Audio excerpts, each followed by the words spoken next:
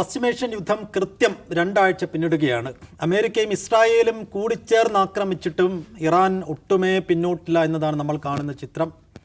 ഇപ്പോൾ USSR Abraham Lincoln എന്ന അമേരിക്കയുടെ അഭിമാനവും അഹങ്കാരവുമായ പടക്കപ്പൽ ആക്രമിച്ചതായി ഇറാൻ അവകാശപ്പെടുന്നു.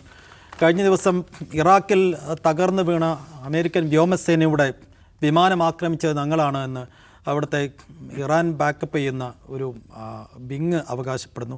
ആ നിലക്ക് ഏറ്റവും ഒടുവിൽ ഇന്നിപ്പോൾ ബെഞ്ചമിൻ നെതന്യാഹുവിനെ പരസ്യമായി വെല്ലുവിളിച്ച് ഇറാൻ പ്രസിഡന്റ് മസൂദ് പസഷ്കിയാനും മറ്റ് നേതാക്കളും തെഹ്റാൻ്റെ തെരുവിൽ പരസ്യമായി ഇറങ്ങി മുദ്രാവാക്യവും പ്രകടനവും നടത്തുന്നു. ആ രീതിയിൽ 2 ആഴ്ച പിന്നിടുമ്പോഴും ഇറാൻ ഒട്ടുമേ പിറകോട്ടില്ല എന്നതാണ് ചിത്രം. ആദ്യം ആ വിഷയം സംസാരിക്കുകയാണ് ജിമ്മിച്ചേട്ടാ. അപ്പോൾ എങ്ങനെയാണ് ഈ ഒട്ടും പിറകോട്ടില്ലാത്ത, കീഴടങ്ങാൻ തയ്യാറില്ലാത്ത ഇറാൻ ഈ യുദ്ധത്തിൻ്റെ തുടർഗതിയെ എങ്ങനെയാണ് നിർണ്ണയിക്കുന്നത്? ഇല്ല, ഒന്നും മാറിയിട്ടില്ലല്ലോ. നമ്മൾ ഈ കഴിഞ്ഞ ദിവസങ്ങളിൽ പറയുന്ന അതേ കഥയാണ്. ഓരോ രാജ്യങ്ങളുടെ പേര് ചിലപ്പോൾ അങ്ങോട്ടും ഇങ്ങോട്ടും കുറയായിരിക്കും. എല്ലാ ഗൾഫ് രാജ്യങ്ങളിലും, ഒമാൻ അടക്കം എല്ലായിടത്തും. ഇസ്രായേലിലെ ഗലീലിൽ ഇന്നലെ റോക്കറ്റ് വീണതിൽ ഒരുപാട് ആളുകൾക്ക് പരിക്കേറ്റിട്ടുണ്ട്. ദുബായിയുടെ പ്രധാനപ്പെട്ട ഫിനാൻഷ്യൽ സെൻറ്ററിൽ ഒരു കെട്ടിടത്തിന് തീ പിടിക്കുന്നു. പല സ്ഥലങ്ങളിലും ഡ്രോൺ അറ്റാക്ക് ഉണ്ടാക്കുന്നു. കുറേ ഡ്രോണുകൾ തിരിച്ചടിക്കുന്നു. ഇറാൻ്റെ കയ്യിലുള്ള മിസൈൽ ശേഖരം അവസാനിക്കുന്നില്ല. ഇത് 14 ദിവസവും തുടർച്ചയായി അടിച്ചുകൊണ്ടേയിരിക്കുകയാണ്. കുറയുന്നില്ല, കൂടുന്നില്ല, ഏതാണ്ട് ഒരേ താളത്തിൽ വന്നുകൊണ്ടേയിരിക്കുന്നു. ബെയ്റൂട്ടിലേക്ക് ഇവർ തിരിച്ചാക്രമിക്കുന്നുണ്ട്, ഇസ്രായേൽ തിരിച്ചാക്രമിക്കുന്നുണ്ട്, ഇസ്രായേൽ തിരിച്ചാക്രമിക്കുന്നു, ഇറാനെ തവിടുപൊടിയാക്കുന്ന ബോംബിങ്ങും തുടരുന്നു. പക്ഷേ മിസൈലുകളുടെ ബാരേജ് അവസാനിക്കുന്നില്ല. ഒരു ഒരു ഒരു ഒരു ഒരു ഒന്നുമില്ല, ഇത് നടന്നുകൊണ്ടേയിരിക്കുകയാണ്. ഇത് തീരണം, യുദ്ധം അവസാനിക്കണമെങ്കിൽ. ഇന്ന് റംസാൻ്റെ അവസാനത്തെ വെള്ളിയാഴ്ചയാണ്. 1980 മുതൽ അത് ക്വിറ്റ്സ് ഡേ, അതായത് പലസ്തീൻ ദിനമായി ആചരിക്കുന്നുണ്ട് ഇറാൻ. ലോകമെങ്ങും പ്രകടനങ്ങൾ നടത്തണമെന്നാണ് ആഹ്വാനം. ഇന്നും അവിടെ ക്വിറ്റ്സ് ഡേയുടെ പ്രകടനം നടന്നു. അപ്പോൾ പ്രസിഡന്റ് പെഷസ്ക്യാൻ വരുന്നു, ലാറിജാനി വരുന്നു, വിദേശകാര്യമന്ത്രി അരാച്ചി വരുന്നു, അവരുടെ ജുഡീഷ്യൽ കൗൺസിലിലെ ചീഫ് വരുന്നു. പരസ്യമായി തെരുവിൽ ജനങ്ങളുടെ കൂടെ പ്രകടനം നടത്തുന്ന ഇറാനിലെ രാഷ്ട്രീയ നേതൃത്വം. ഏതിറാൻ? അവരുടെ പ്രധാനപ്പെട്ട നേതാക്കളെ മുഴുവൻ ഒരു വീടിനകത്ത് ഇരിക്കുമ്പോൾ ഹണ്ട് ചെയ്തു പോയി അമേരിക്കയും ഇസ്രായേലും കൊന്നുകളഞ്ഞ ആ ഇറാനിൽ യുദ്ധം 14-ാം ദിവസമാകുമ്പോൾ ഇറാനെ തീമഴ കൊണ്ട് പുതപ്പിക്കുമ്പോൾ ഇറാൻ്റെ ഔദ്യോഗിക നേതൃത്വം പരസ്യമായി തെരുവിൽ വെല്ലുവിളിക്കുകയാണ്, പരസ്യമായി പ്രകടനം നടത്തുകയാണ്. ഈ ഒരു സിറ്റുവേഷൻ ഉണ്ടാവുന്നു എന്ന് പറഞ്ഞാൽ അതിൻ്റെ അർത്ഥം ഇറാൻ അമേരിക്കയ്ക്കും ഇസ്രായേലിനും പുല്ലുവില കൊടുക്കുന്നു എന്നാണ്. ഇനി ഈ ഒരു പ്രകടനം, ഈ ഒരു ജാഥ നടക്കുമ്പോൾ ഇത് വെറുതെ പോയതല്ല. അതിനെതിരെ ഇറാൻ്റെ അറ്റാക്ക് ഉണ്ടായി. ഒരു സ്ത്രീ മരിച്ചു, നിരവധി ആൾക്ക് പരിക്കേറ്റു. അതായത് ലാറിജാനി സംസാരിച്ചു കൊണ്ടിരിക്കുമ്പോൾ അവിടെ മിസൈലുകൾ വീണു, ആക്രമണം ഉണ്ടായി, പിരിഞ്ഞു പോയില്ല. എന്തൊക്കെ പറഞ്ഞാലും ഇറ്റ്സ് എ മിറക്കിൾ. ഇങ്ങനെ ഒരു സ്റ്റേറ്റിലുണ്ടോ? ഏത് നിമിഷവും കൊല്ലപ്പെടുമെന്ന്, നിങ്ങളെ കൊല്ലുകയാണ് ഞങ്ങളുടെ ലക്ഷ്യമെന്നും, ആകാശത്ത് നിങ്ങൾക്ക് ഒരു ഡിഫൻസും ഇല്ലെന്നും, നിങ്ങൾ എന്ത് ചെയ്യുന്നു, എവിടെ നീങ്ങും ഞങ്ങൾക്കറിയാമെന്നിരിക്കെ ഇറാൻ്റെ രാഷ്ട്രീയ നേതൃത്വം തെരുവിൽ നടന്നിട്ടൊരു 2 മണിക്കൂറേ ആവുന്നുള്ളൂ. 2 മണിക്കൂർ എന്ന് പറഞ്ഞ സംഭവമാണ്. പുല്ലാണ് ഇസ്രായേലിനെ. അമേരിക്കയെ ഭയമേ ഇല്ല എന്ന് പറയുന്ന രാഷ്ട്രീയ നേതൃത്വം നിൽക്കുകയാണ്. അൺബിലീവബിൾ. അപ്പോൾ ആ ഒരു സ്പിരിറ്റ് താഴെ തട്ടിലുള്ള അണികൾക്കും സൈന്യത്തിനും ഒക്കെ കൊടുക്കുന്ന ഒരു വികാരം എന്തായിരിക്കും? അതാണ് ഇന്നത്തെ ഏറ്റവും പ്രധാനപ്പെട്ട കാര്യം. ഇനി ആയുധ ശേഖരത്തിൻ്റെ കാര്യത്തിൽ ഏറ്റവും പുതിയ വിവരം വരുന്നത് ഇറാൻ്റെ യുറേനിയം ശേഖരത്തിന് ഒന്നും സംഭവിച്ചിട്ടില്ല എന്നൊരു വാർത്ത കൂടെ വരികയാണ്. ഒരു മലനിരകളുടെ അടിയിലേക്ക് ഈ സാധനം മാറ്റി എന്നതിനെക്കുറിച്ചുള്ള മറ്റു ചില അറിയിപ്പുകൾ കൂടി വരുന്നു. അതും ഇറാൻ്റെ കയ്യിലുണ്ടെന്ന് പറയുന്നു. അപ്പോൾ തകർത്തുകൊണ്ടേയിരിക്കുന്ന ഇറാനെ രക്ഷപ്പെടുത്താൻ വേണ്ടിയിട്ട് എന്ത് ചെയ്യാൻ പറ്റും എന്ന് ആലോചിച്ചാൽ ഇത് തകർക്കാന്നുള്ളതാണ്. അതേസമയം ഇറാനോ ഒരു നിവൃത്തിയുമില്ലെങ്കിൽ എങ്ങനെയെങ്കിലും അണുബോംബ് ഉണ്ടാക്കാനുള്ള ശ്രമങ്ങൾ അവസാന ഘട്ടത്തിൽ എത്തിയിരിക്കണം എല്ലാവരും പറയുന്ന ഒരു സ്ഥലത്ത് അതുണ്ടാക്കുകയും തൊടുത്തുവിടാനും ശ്രമിച്ചത് എന്ത് ചെയ്യും? 1. 2, ഇന്ന് നടക്കുന്ന മറ്റൊരു കാര്യം, ഇപ്പോഴും ഹോർമൂസ് കടലെടുക്ക് തുറന്നിട്ടില്ല. ജയശങ്കറിൻ്റെ ഒരു ട്വീറ്റുണ്ട്. ഇന്നും ഞാൻ അരാച്ചിയുമായി സംസാരിച്ചു. നമ്മുടെ ഇഷ്യൂസും പിന്നെ ബ്രിക്സിൻ്റെ ഇഷ്യൂസും സംസാരിച്ചു. ബ്രിക്സിൻ്റെ എന്ത് ഇഷ്യൂ സംസാരിച്ചു എന്നാ? ഇപ്പോൾ എന്ത് ബ്രിക്സ്? ഒന്നുമില്ല, കപ്പൽ കടത്തി വിടണം. അപ്പോൾ ജയശങ്കറിൻ്റെ ട്വീറ്റിൻ്റെ താഴെ ലോകമെങ്ങുമുള്ള ആളുകൾ ട്വീറ്റ് ചെയ്യുന്നുണ്ട്. 185 കുട്ടികളെ കൊന്നപ്പോൾ തിരിഞ്ഞു നോക്കാതിരുന്ന ഇന്ത്യ ഇപ്പോൾ എണ്ണയ്ക്ക് വേണ്ടി വന്ന് ഇറക്കുകയാണ്. നമ്മൾക്കൊക്കെ വലിയ അപമാനമാണ്. ഇപ്പോഴാണോ വരുന്നത്? ഒരു കാരണവശാലും ഇവന്മാരെ വെറുതെ വിടരുതെന്ന് ഇന്ത്യക്കാരെ മുഴുവൻ തെറി വിളിക്കുകയാണ് ട്വിറ്ററിൽ. നോക്കൂ, നമ്മുടെ വിദേശ നയം പൊളിഞ്ഞ് പാളീസായതിൻ്റെ ലക്ഷണമാണ്. ഇന്നലെ പറഞ്ഞു NDTV മുതലായ ചാനലുകൾ പറഞ്ഞു നമുക്ക് അനുവാദം കിട്ടി. ജയശങ്കർ അത് ട്വീറ്റ് ചെയ്തു. 2 കപ്പൽ വരികയും ചെയ്തു. 18-19 കപ്പലുകൾ ഇന്ത്യയുടെ മാത്രം ഹോർമൂസ് കടലിലേക്ക് കടക്കാനായി കാത്തിരിക്കുകയാണ്. അതിൻ്റെ അനുവാദമാണ് വേണ്ടത്. നമ്മളെ സംബന്ധിച്ചുള്ള നമ്മുടെ ലൈഫ് ലൈനാണ്. ഈ LNG കപ്പലുകൾ എത്തിയില്ലെങ്കിൽ പെടും. ഇപ്പോൾ ഇന്ന് തന്നെ ഹോട്ടലുകൾ ഏതാണ്ട് 50% പൂട്ടി എന്നുള്ളതാണ് വിവരം വരുന്നത്. പക്ഷേ ഈ ഒരു നിർണായക ഘട്ടത്തിൽ അത് കടത്തിവിടാനുള്ള നയതന്ത്ര ശ്രമം ഇന്ത്യ ആരംഭിക്കുമ്പോൾ വാസ് ഇറ്റ് ടു ലേറ്റ് എന്നാണ് എല്ലാവരും ചോദിക്കുന്നത്. ബുദ്ധിപരമായി ഇങ്ങനെയൊക്കെ സംഭവിക്കുമെന്ന് ഇറാൻ പറഞ്ഞിരുന്ന സ്ഥലത്ത്, അങ്ങനെയൊക്കെ സംഭവിക്കുമെന്ന് ഉറപ്പായ സ്ഥലത്ത് ഇറാനോട് കൈപിടിച്ചപ്പോൾ നിങ്ങൾക്ക് നഷ്ടപ്പെട്ടത് ഇന്ത്യയുടെ ഊർജ്ജ സ്വാതന്ത്ര്യമാണ്, ഇന്ത്യയിലെ ജനങ്ങളുടെ സ്വസ്ഥമായ ജീവിതമാണ്. അരക്ഷിതത്വത്തിലേക്ക് കോടിക്കണക്കിന് മനുഷ്യരെ, 33 ലക്ഷം അടുക്കളകൾ എന്നൊരു കണക്കിന്നലെ പെട്രോളിയം മന്ത്രി പറഞ്ഞു. ഇപ്പോൾ ഹോട്ടലുകൾ, നാളെ വീടുകൾ, അവിടേക്കാണ് പോകാൻ പോകുന്നത്. മറ്റൊരു വാർത്തയും കൂടെ വരുന്നുണ്ട്. ഈ എണ്ണ $60 ഒരു ബാരലിന് $60 നമ്മൾ വാങ്ങിച്ചുകൊണ്ടിരുന്നത്. അത് 100 വില കൂട്ടാൻ ഉദ്ദേശിക്കുന്നില്ല മോദി സർക്കാർ. കൂട്ടാൻ പറ്റുകയില്ല. കാരണം പണ്ട് 100 ഈ വില വെച്ചത്. പക്ഷേ എണ്ണ കമ്പനികൾ വളരെ ബുദ്ധിപരമായി ഒരു തീരുമാനം എടുക്കുകയാണ്. അത് നമുക്ക് നഷ്ടമാണല്ലോ, $40 കൂടുതലാണ് കൊടുക്കുന്നത്, അതുകൊണ്ട് എണ്ണ നമ്മൾ കൂടുതൽ വാങ്ങിക്കുന്നില്ല എന്ന് തീരുമാനിച്ചാലോ? അങ്ങനെ ഒരു നീക്കം കൂടി നടക്കുന്നുണ്ട്. അതായത് പ്രധാനപ്പെട്ട ഗ്യാസ് കമ്പനികൾ ഈ പമ്പ് ഉടമകൾക്ക് ഇത് കൊടുക്കും, ക്രെഡിറ്റ് കൊടുക്കും. കുറച്ചു കാലം കഴിഞ്ഞ് പൈസ തന്നാൽ മതി. അത് നിർത്തലാക്കി. വലിയ വലിയ കമ്പനികൾക്ക് പെട്രോളിനും ഡീസലിനും പെട്രോളിനും ക്രെഡിറ്റ് ഉണ്ട്, അല്ല ഇളവുണ്ട്. $2 കുറച്ചാണ് കൊടുക്കുക. അത് ഫ്ലീറ്റ് കാർഡായിട്ടും അതുപോലെ തന്നെ ഈ ബൾക്ക് ബയേഴ്സിനും കൊടുക്കുന്നത്. അത് നിർത്തലാക്കുന്നു. കാരണം എന്താണെന്നറിയോ? കുറച്ച് വിറ്റാലല്ലേ, ഇത് എത്ര കുറച്ച് വിൽക്കുന്നു അത്രയും കുറച്ച് നഷ്ടമേ ഉണ്ടാവുകയുള്ളൂ. ആ ഒരു ബുദ്ധിയും ഇന്ത്യയിൽ നടന്നുകൊണ്ടിരിക്കുകയാണ്. അടിയന്തരമായി ഈ പ്രശ്നം പരിഹരിക്കാത്തൊരു വലിയ സാഹചര്യം നമുക്കുണ്ട്. നമുക്കറിയാവുന്നിടത്തോളം ഇന്നലെ നമ്മൾ പ്രതീക്ഷിച്ചത് ചർച്ച തുടങ്ങി എന്നൊക്കെയാണ്. ഇന്നൊന്നും കേൾക്കുന്നില്ല, ഒന്നും സംഭവിക്കുന്നില്ല. നമ്മുടെ വീടുകളിലേക്ക് ഗ്യാസ് സിലിണ്ടറുകൾ വരാൻ ഇനിയും സമയമെടുക്കുമെന്നൊരു വലിയ ആശങ്ക നിലനിൽക്കുകയാണ്.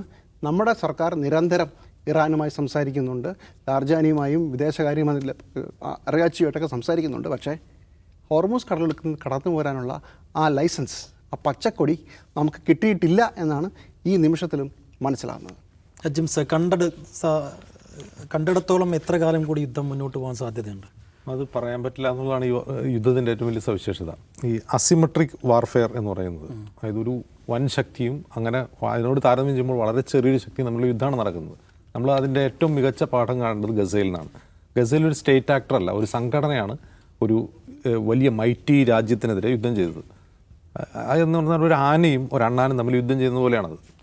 അപ്പോൾ ഈ അസിമെട്രിക് വാർഫെയറിൻ്റെ ഒരു പ്രശ്നം മുമ്പുള്ള യുദ്ധങ്ങളെ ഉദാഹരണമാക്കി ചൂണ്ടിക്കാട്ടുന്നത്. ഇപ്പോൾ വിയറ്റ്നാമിൽ അമേരിക്ക പോയി യുദ്ധം ചെയ്തതാണ്. അവിടെ വിയറ്റ്നാമിലൊരു കമ്മ്യൂണിസ്റ്റ് ഭരണകൂടത്തെ ഇല്ലാതാക്കുക, കമ്മ്യൂണിസ്റ്റ് പാർട്ടി ഇല്ലാതാക്കുക എന്നുള്ളതായിരുന്നു ഒരു ലക്ഷ്യം. അപ്പോൾ അത്രയും വലിയൊരു വൻശക്തിയോട് വിയറ്റ്നാമിന് അവിടുത്തെ കമ്മ്യൂണിസ്റ്റ് ഗറില്ലകൾക്ക് ഒന്നും ചെയ്യാൻ പറ്റില്ല. അവരെന്ത് ചെയ്യുന്നു? അവർ കാട്ടിലേക്ക് പിൻവാങ്ങുന്നു, കാട്ടിൽ നിന്ന് ഗറില്ല യുദ്ധം ആരംഭിക്കുന്നു. മുകളിൽ നിന്ന് വിയറ്റ്നാമിന് മുകളിലൂടെ നാപ്പാം ബോംബുകൾ വർഷിച്ചിട്ടും, നമ്മളൊരു നഗ്നയായി ഓടുന്നൊരു പെൺകുട്ടി ചിത്രം ഓർമ്മയുണ്ടാവും. അങ്ങനെ കാർപ്പറ്റ് ബോംബിംഗ് നടത്തിയിട്ടും നാപ്പാം ബോംബുകൾ വർഷിച്ചിട്ടും അവിടെ നിന്ന് അമേരിക്ക തോറ്റ് പിന്മാറി ഓടേണ്ടി വന്നു. അത് വിയറ്റ്നാം ഗറില്ലകളുടെ എന്തോ സൈനിക ശക്തി കൊണ്ടല്ല, അതൊരു യുദ്ധതന്ത്രം കൊണ്ടാണ്. യുദ്ധത്തിൽ ഒരു അതിനേക്കാൾ പ്രാധാന്യമുണ്ട് സ്ട്രാറ്റജിക്ക് എന്നുള്ളതാണ് വിയറ്റ്നാം യുദ്ധത്തിൻ്റെ ഒരു ഉദാഹരണം. നമ്മൾ ഗസയിലേക്ക് വരിക. ഗസയിൽ ഇസ്രായേലിൻ്റെ ഒബ്ജക്റ്റീവ് എന്തായിരുന്നു?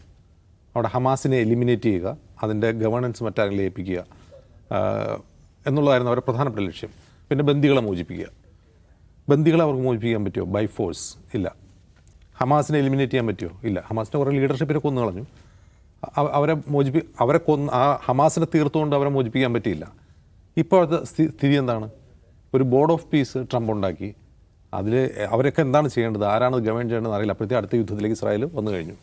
അപ്പോൾ യുദ്ധത്തിൽ ഈ അസിമെട്രിക് വാർഫെയർ എത്രമാത്രം വൻ ശക്തികൾക്ക് തിരിച്ചടിയാവുന്നത് എപ്പോഴാണ്? അതിൻ്റെ എൻഡ്യൂറൻസാണ്. അതായത് ഒരു ദുർബലിനെ സംബന്ധിച്ച് ആ യുദ്ധം പരമാവധി നീട്ടിക്കൊണ്ടു പോകുക എന്നുള്ളതാണ് ആ യുദ്ധം ജയിക്കാനുള്ള ദുർബലിൻ്റെ മുമ്പിലെ സ്ട്രാറ്റജി. അപ്പോൾ ഗസ വാർ ദീർഘനാൾ നീണ്ടു നിന്നു. ഒരു തരത്തിലുള്ള ഇസ്രായേലിൻ്റെ ഒരു ഒബ്ജക്റ്റീവും പൂർത്തിയാക്കാതെ ആ യുദ്ധം അവസാനിക്കുകയാണ് ചെയ്തത്. അത് യുദ്ധം അവസാനിച്ച് മാസങ്ങൾക്കുള്ളിൽ അടുത്ത യുദ്ധം തുടങ്ങി കഴിയുകയാണ്. ഇവിടെ ഇറാനെയും അമേരിക്കയും താരതമ്യം ചെയ്യുമ്പോൾ ഞാൻ മുമ്പ് പറഞ്ഞ ആനയും അണ്ണാനും തന്നെയാണ് ഇസ്രായേലും ഇറാനും തമ്മിൽ. അപ്പോൾ ഇറാനെ സംബന്ധിച്ച് എന്താണ്? ഇറാനെ സംബന്ധിച്ച് അവരുടെ സൈനിക ശക്തി എന്താണെന്ന് അവർക്കറിയാം. അവരുടെ കയ്യിലുള്ള കുറേ മിസൈലുകൾ മാത്രമാണ്, പിന്നെ ഡ്രോണുകളും.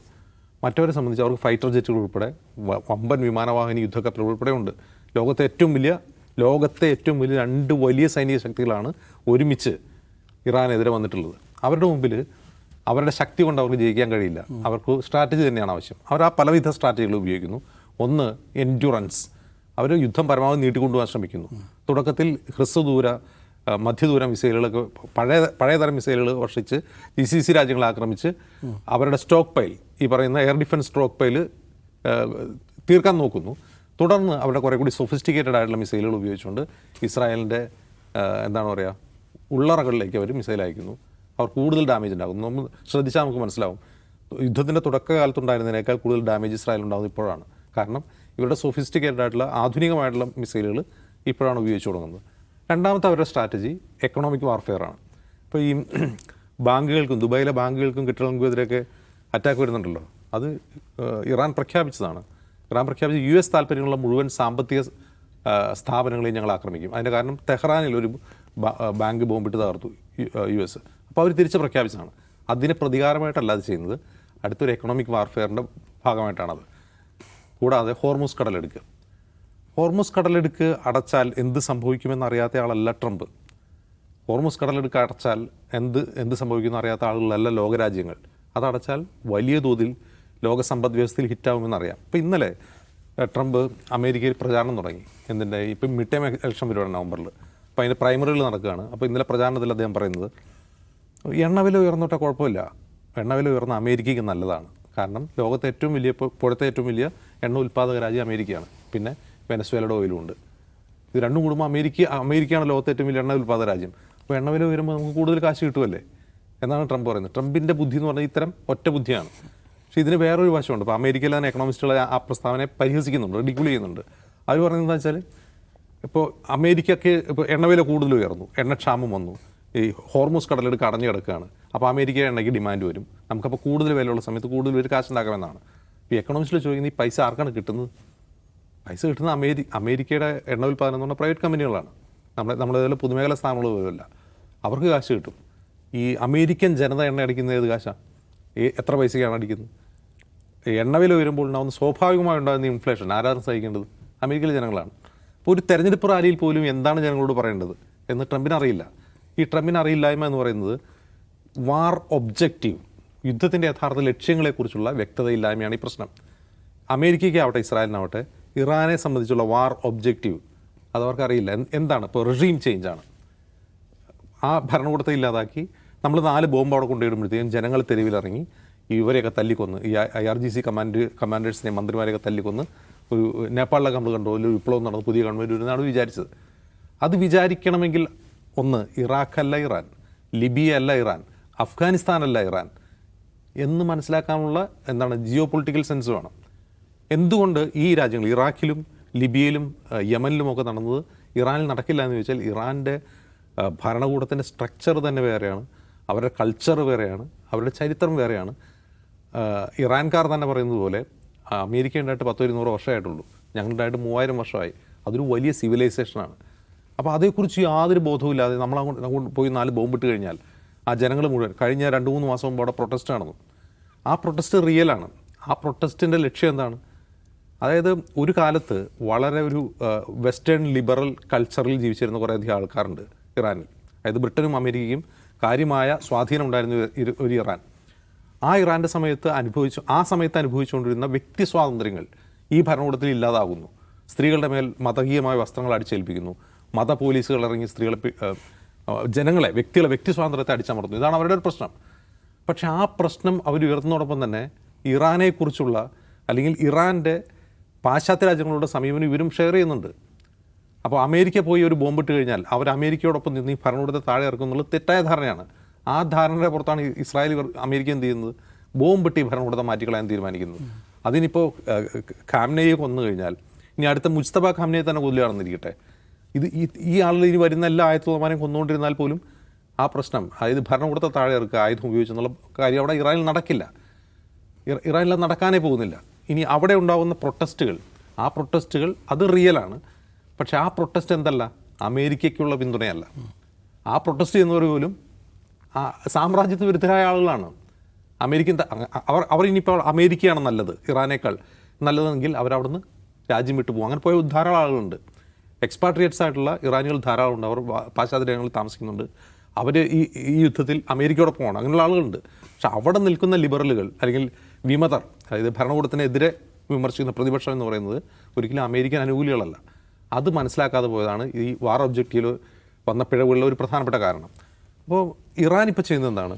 ഇറാനെ സംബന്ധിച്ച് യുദ്ധം പരമാവധി നീട്ടിക്കൊണ്ടുപോവുക, എണ്ണ വില $200 പെർ ബാരലാക്കുക. അത് അവരുടെ ലക്ഷ്യമാണ്. അപ്പോൾ 100-ൽ താഴേക്ക് കൊണ്ടുപോകാൻ വേണ്ടി ഇപ്പോൾ എന്താ ചെയ്യുന്നത്? അന്താരാഷ്ട്ര ഊർജ്ജ ഏജൻസി, അതിൽ 10-32 രാജ്യങ്ങളുണ്ട്, അമേരിക്ക ഉൾപ്പെടെ യൂറോപ്യൻ യൂണിയൻ ഉൾപ്പെടെ. അവരുള്ള റിസർവ് മുഴുവൻ അവർ പുറത്തേക്ക് ഇറക്കുകയാണ്. എണ്ണ റിസർവ് ചെയ്ത് വെച്ചാൽ മുഴുവൻ പുറത്തേക്ക് ഇറക്കും. അമേരിക്ക 172 മില്യൺ ബാരലാണ് റിലീസ് ചെയ്യാൻ പോകുന്നത്. അതായത് ഒരു ആധുനിക ചരിത്രത്തിൽ ഇങ്ങനൊരു ക്രൈസിസിലേക്ക് ലോകം പോയിട്ടില്ല. ഇത് ഈ അന്താരാഷ്ട്ര ഈ ഊർജ്ജ ഏജൻസി IEA ഉണ്ടാക്കിയാനുള്ള കാരണം എന്താണെന്നറിയോ? 6 ദിന യുദ്ധം ഓർക്കുന്നുണ്ട്. 70കളിൽ നടന്നിട്ടുള്ള ഇസ്രായേൽ അറബ് രാജ്യങ്ങൾ നടന്നു. ആ യുദ്ധത്തിൽ ഊർജ്ജ പ്രതിസന്ധി ഉണ്ടായപ്പോൾ പാശ്ചാത്യ രാജ്യങ്ങൾ ചേർന്ന് രൂപീകരിച്ച ഒരു സംഘടനയാണത്. ആ സംഘടനയ്ക്ക് പിന്നീട് ഇങ്ങനെ ഈ ഓയിൽ റിലീസ് ചെയ്യേണ്ടി വന്നത് ഒന്നാം ഗൾഫ് യുദ്ധത്തിൻ്റെ കാലത്ത്. പിന്നെ കത്രീന ചുഴലിക്കാറ്റുണ്ടായി 2003-2004 സമയത്ത് കത്രീന ചുഴലിക്കാറ്റുണ്ടായപ്പോൾ, പിന്നെ യുക്രൈൻ യുദ്ധം ഉണ്ടായപ്പോൾ, അത് റഷ്യൻ ഓയിൽ വരായിരുന്നപ്പോഴാണ് പിന്നെ ഈ റിസർവ് എടുക്കേണ്ടി വന്നത്. ഈ സ്ഥിതിയിലേക്ക് പോവുകയാണ്.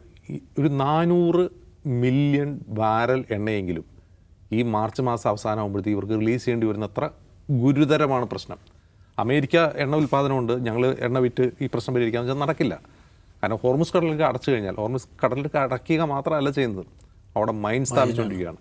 മറ്റൊരു കാര്യം, കഴിഞ്ഞ ആഴ്ച ഈ യുദ്ധം തുടങ്ങുന്ന സമയത്ത് ഹോർമുസ് അടച്ചാൽ ഞങ്ങൾ എണ്ണ ടാങ്കറുകൾക്ക് നേവൽ ഷിപ്പുകളുടെ എസ്കോർട്ട് ഏർപ്പെടുന്നു ട്രംപ് പ്രഖ്യാപിച്ച ഓർമ്മയുണ്ടാവും. ആ പരിപാടിയെ വിട്ടു. ആ പരിപാടി നടക്കില്ല. ഒന്ന് ആലോചിച്ച് നോക്കുക, ലോകത്തെ നേവി വെച്ച് നോക്കുകയാണെങ്കിലും അമേരിക്ക ഏറ്റവും വലിയ സൈനിക ശക്തിയാണ്. ഞങ്ങൾ സൈനിക കപ്പലുകളുടെ സഹായത്തോടെ ഇതാണ് കടത്തിവിടാന്ന് പറഞ്ഞാൽ നടക്കുന്ന കാര്യമാണോ? അപ്പോൾ ഈ യുദ്ധം എന്തിനു തുടങ്ങി, എങ്ങനെ അവസാനിപ്പിക്കുന്നുള്ള കുറച്ച് ക്ലൂലെസ് ആണ് ഇപ്പോൾ ട്രംപ്. നെതന്യാഹു എവിടെയാണ്? ഇപ്പോൾ ഇറാനിലെ ആളുകൾ, നേതാക്കന്മാർ ഇന്ന് റാലി നടത്തിയ കാര്യം പറഞ്ഞു, ഖുദ്സ് ദിനത്തോടനുബന്ധിച്ച്. നെതന്യാഹു എവിടെയാണ്? നെതന്യാഹു ജർമ്മനിയിലുണ്ടെന്നൊക്കെയാണ് പറയുന്നത്. അപ്പോൾ ഞാൻ ഈ അവസാനം പറഞ്ഞത്, എന്തുകൊണ്ട് നെതന്യാഹു ജർമ്മനിയിൽ, അബ്ബാസ് അരാക്ചിയും ലാറിജാനിയും തെരുവിലെന്ന് ചോദിക്കുമ്പോൾ ഉണ്ടാകുന്ന മൂന്നാമത്തെ ഒരു കാര്യം, യുദ്ധത്തിൽ ധാർമ്മിക ശക്തി എന്ന് പറയുന്ന ഒരു കാര്യമുണ്ട്, ഒരു മോറൽ എന്ന് പറയുന്നത്. ഞാനത് മതപരമായ ഒരു കാര്യത്തെക്കുറിച്ചല്ല പറയുന്നത്. അപ്പോൾ മതത്തിൽ വിശ്വസിക്കാത്തവർക്കും ഒക്കെ ധാർമ്മികതയുണ്ടല്ലോ. ധാർമ്മികത വളരെ പ്രധാനമാണ്. ഈ ധാർമ്മികതയാണ് ജനങ്ങളെ നേതൃത്വത്തോടൊപ്പം ഉറപ്പിച്ച് നിർത്തുന്നത്. നെതന്യാഹു എന്തുകൊണ്ട് ബംഗറിലും ജർമ്മനിയിലും കഴിയുന്നു, ലാരിജാനിയും അബ്ബാസ് അരാക്ചിയും തെരുവിൽ ജനങ്ങൾക്ക് നേതൃത്വം കൊടുക്കുന്നു ചോദിച്ചാൽ അതവരുടെ ഒരു ധാർമ്മിക ശക്തിയാണ്. ആ ധാർമ്മിക ശക്തിയാണ് ജനങ്ങളെ ഇവരുടെ ചുറ്റും റാലി അപ്പോൾ ചെയ്യിപ്പിക്കുന്നത്. ആ ശക്തിക്ക് മുമ്പിൽ ലോകത്ത് വൻ ശക്തികൾക്ക് പിടിച്ചേക്കാൻ കഴിയില്ല. ഈ ആളുകൾ ഇപ്പോൾ ഈ റാലിയിൽ ബോംബിട്ടു എന്ന് പറയുന്നു, ഒരാൾ മരിക്കും മറ്റോ ചെയ്തിട്ടുണ്ട്. ഇവർ മുഴുവൻ ആൾക്കാരെ ബോംബിട്ട് കൊല്ലാൻ പറ്റുമോ ചോദിച്ചിട്ട്? അപ്പോൾ യഥാർത്ഥത്തിൽ ഗസയിൽ നിന്ന് പഠിക്കാത്ത പാഠം ഇറാനിലും പഠിക്കുന്നില്ല എന്നാണ് യുദ്ധത്തിൻ്റെ അവസാന നിമിഷങ്ങൾ നമുക്ക് തോന്നുന്നത്.